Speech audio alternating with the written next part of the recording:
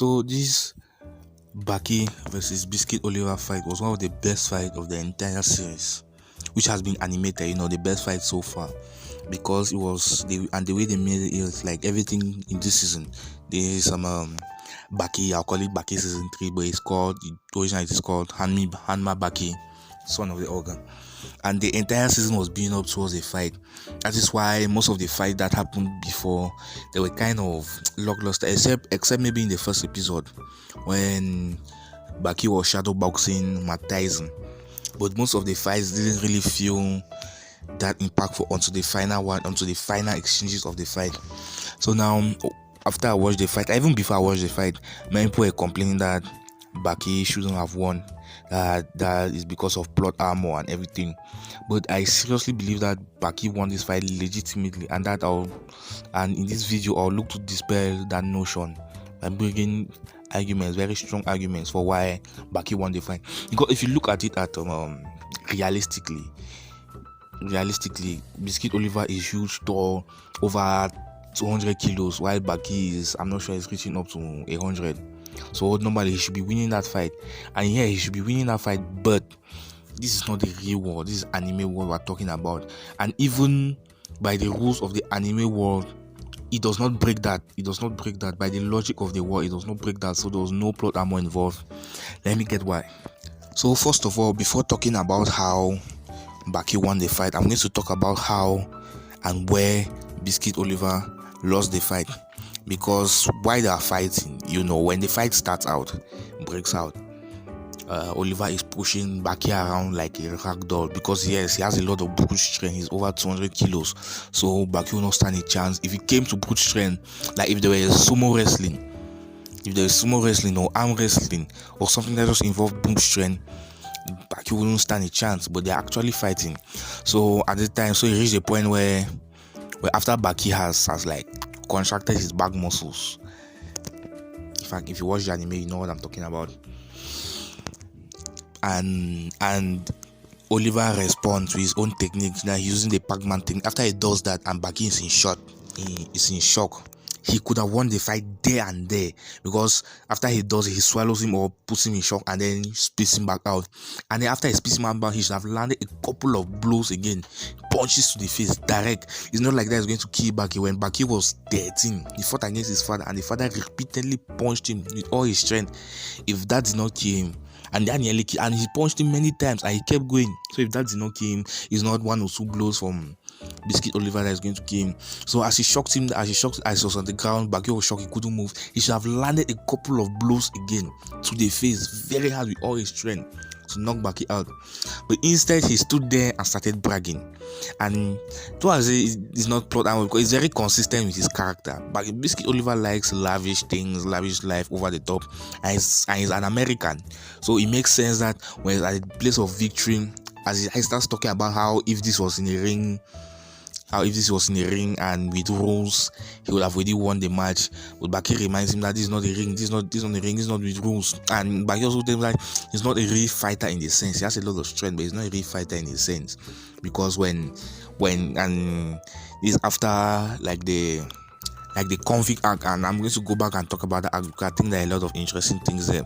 Where one of the things they learn from the convicts is that you should be ready to fight at any time, at any place, and that when you're fighting in the streets, in the underground, there's no referee, there's no rules. So it's either you win the match, or if you cannot win, you run away. So that kind of thing. So Oliva does a move, and then Baki's on the floor, and instead of finishing through, like we saw with the Jack Hanma versus Ali fight, as Jack Hanma hit him, he came and listened for a pause. If he's still breathing, hit him again. That's what Oliva should have done, but instead he stood there and was bragging. And like I said, it's very consistent with his character. It makes sense that when the moment of victory is before him, he sits there and starts bragging. So as Baki said, he said, even though I'm on the floor and I can't move, you're probably closer to losing. So after he wastes time talking like Baki, if you don't know, Baki was able to recover, and they will now move on now to the next phase of the fight, where people might say is the most unbelievable thing that happened there, where there'll be claims of the biggest plot armor. which is when they decide to drop all the hanky fancy super technique stuff and they just go for a slug fight, blow after blow, trading blows to each other and everything. And if you watch it, Baki is able to overwhelm Oliva and then knock him out for a few seconds and pass in that plot amor. And then you have to follow the logic of the series. So in the Kakukayo versus Hanma fight, Kakukayo said that the form of the basis of every punching technique starts with the back, and he noted that because the form of Yujiro's back is inhumane, that's why he can conjure up inhumane strength. So just look at the muscles, and like I said, in the real world it might not make sense, but within the logic of the war, it is very consistent. So after Baki gets a beating, he comes on now, he has his back. So the striking force I can punch with is a lot stronger than what a normal person can punch with, and even what Biscuit Oliva can punch with.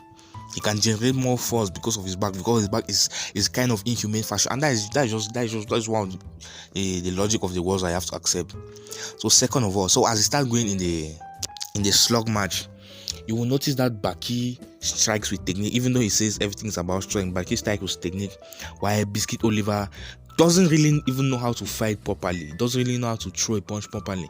He just swings his arm because of his muscle mass and his strength. He can knock pretty much anybody. He just swings his arms around, and one of them is that pretty little.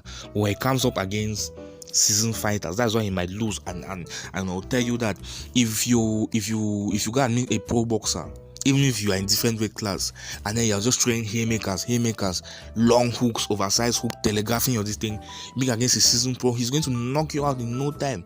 So in those final exchanges of blows, if you watch very well, Biscuit Oliva keeps throwing haymakers while Baki is throwing straights. And if you know what a straight is for boxing, for those who are not familiar with boxing term, is I can't really explain it, but when somebody is punching, they take the whole kinetic energy from their legs, they turn it around their hips, and they punch. They punch with their shoulders, not just with their arm, with their shoulders and everything.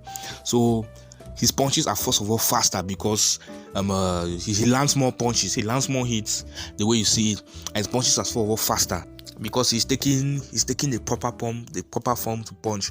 I want to see when he starts to overwhelm Oliva, because the fact that he has bigger stamina than him, because yes, he have a lot of muscles, but those muscles also drain energy.